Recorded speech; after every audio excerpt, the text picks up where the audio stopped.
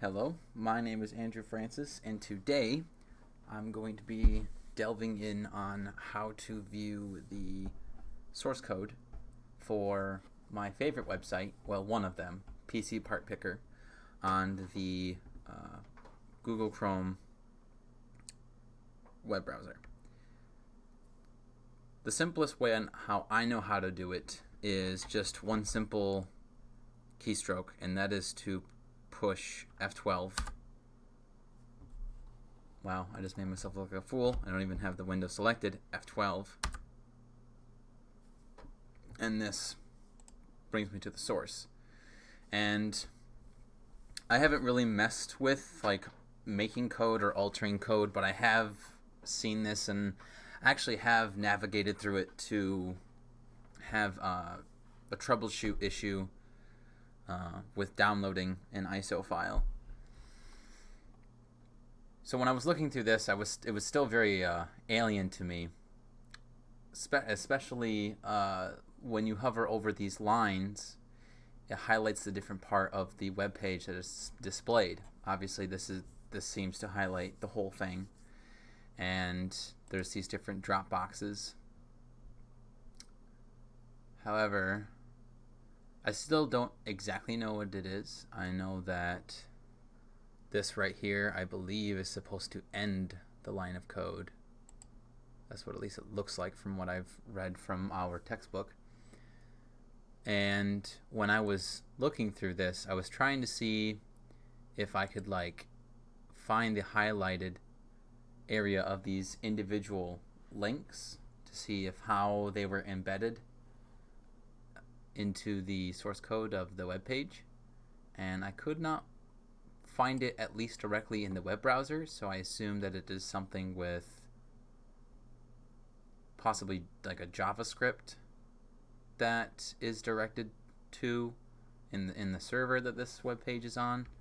So it's not something that you can necessarily see how it really functions unless if you have the right JavaScript file to look at. But then again, still an amateur when it comes to web design. I was also looking further into all the different resources that we have, and one thing that I found interesting was in the sources tab is you see all the different files that is required for the web page to show up. So you have like looks like there's this index, which I believe this is actually you can't really see it.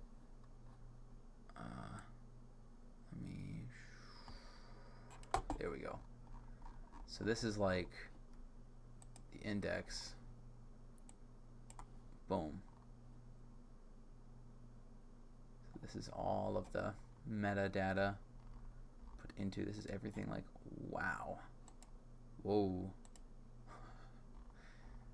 I would assume that I can't edit this. I would assume that it is a readable file only.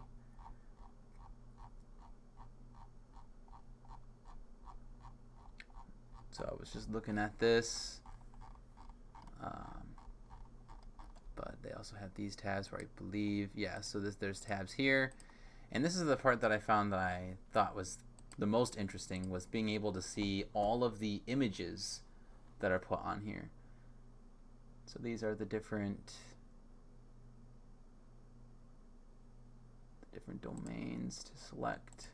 So this is static, forever image / vendor logos, and then here you can find the Amazon logo, the Best Buy ones sent to us, Corsair, Newegg, Outlet PC, and then there's the Amazon domain where we get all the images for from Amazon.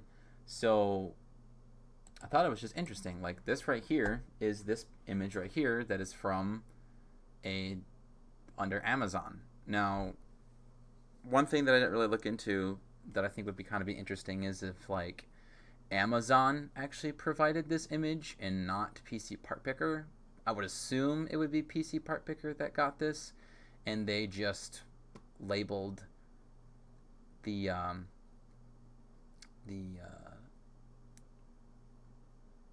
I want to say the path to find this as Amazon.com, but I mean it says Amazon.com, so I don't know if that's just like, well, no, yeah, right there, top slash. So yeah, that would be a directory, not an actual. That's not a DNS. That's a directory. So yeah, it probably is in PCPartPicker's server for the website. I would assume so. So I thought that was really interesting. And then here you can get the Kingston one that's right here. And you can get the motherboard, which is right here. And there's even Google Analytics. Lots and lots and lots of code.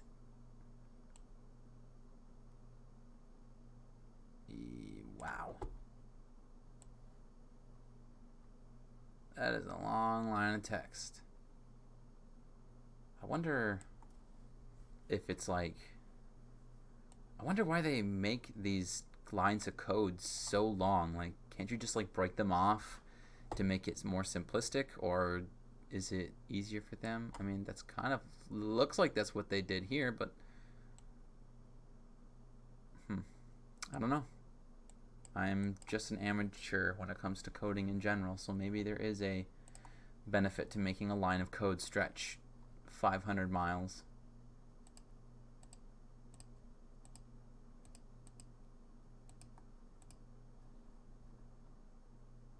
And you got applications here.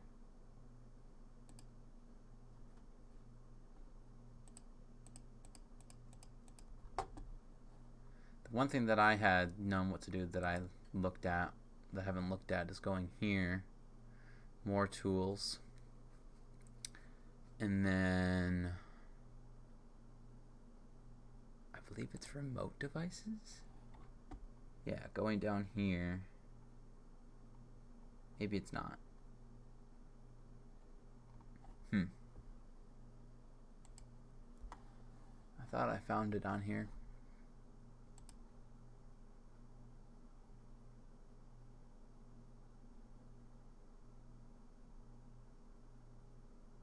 I don't think it's network conditions. Yes, it is. All right. User agent. I wanted to see if how much everything changes based on. All right, so we're going to go on a Safari based, and now we're going to reload the page. I want to look at the metadata and see if anything has changed that I can see. I would assume I don't see anything that changed.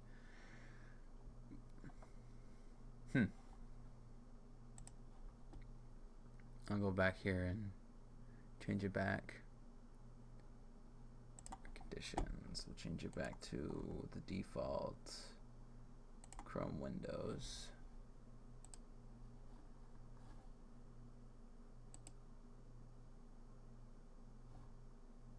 That was the other thing I noticed, were that these got highlighted for a brief moment. I don't know if that is just an indicator that the code is being run, like it's being executed, and then when it goes away, the code is just lying dormant. I don't know, something I would like to know in this course, and I'm sure we will delve into it. Whoa!